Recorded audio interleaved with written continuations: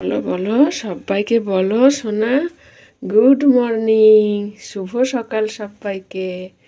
চলো আজকে গপু সোনাকে একটু রোদ্দুরে নিয়ে যাই। চলো কোথায় বসবে দেখবে তোমরা। চলো চলো, গপু সোনা কোথায় যায়?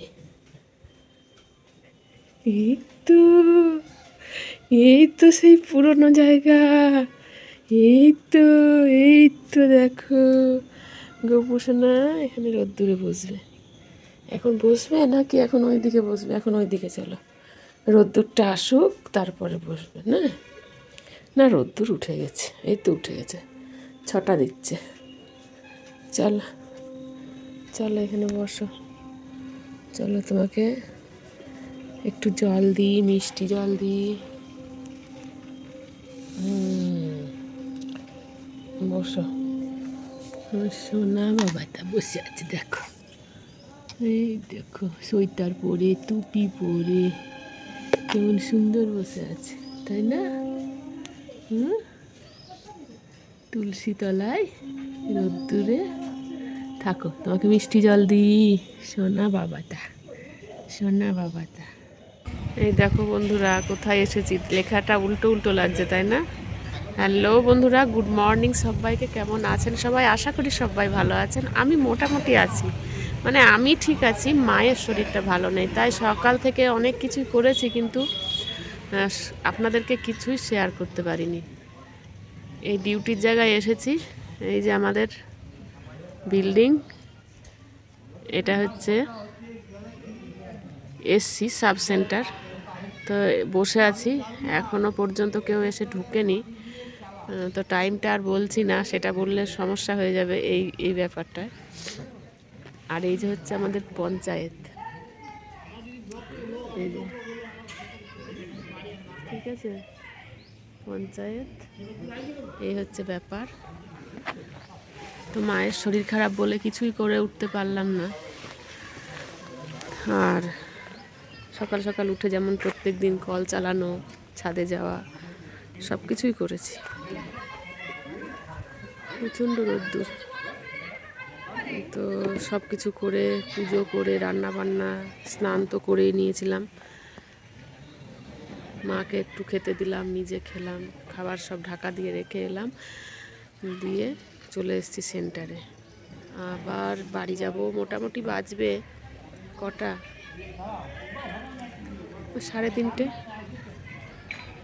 আর আমাদেরই ওই নিচে থাকে, ওর শ্বশুর মশাই মারা গিয়েছে। তো শ্বশুর মশাই মারা গেছে সেই খবরটা পেলাম, তাদেরকে একটু ফল জল দিতে হবে। তো সেই ফল জল দিতে যাব, সেটাও ব্যাগে কুড়িয়ে নিয়েছি। সেটাও ব্যাগে নিয়ে নিয়েছি।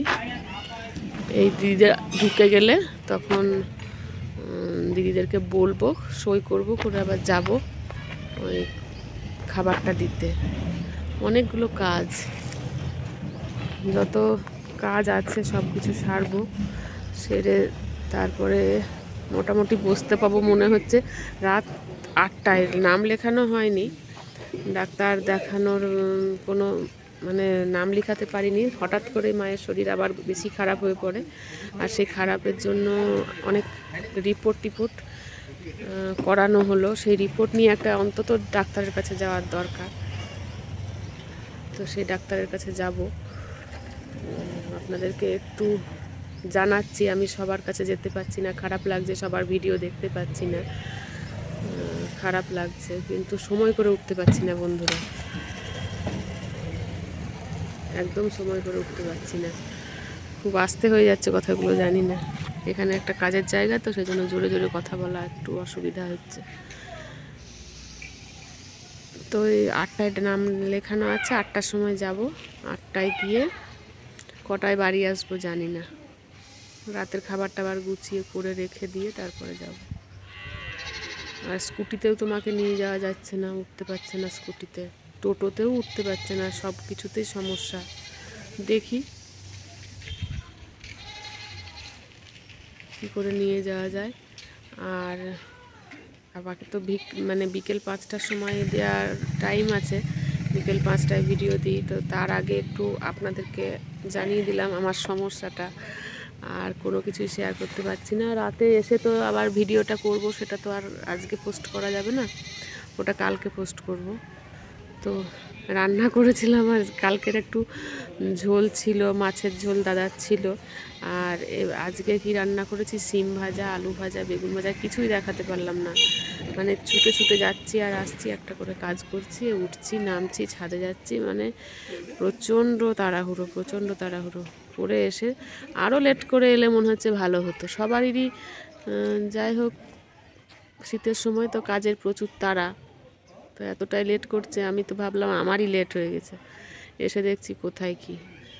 যাই হোক, এটুকুই বলবো যে প্রচণ্ড ব্যস্ততম দিন, প্রচণ্ড, সেই ভগবান বলে না পরীক্ষা নেন, তা আমার সেই পরীক্ষাই চলছে।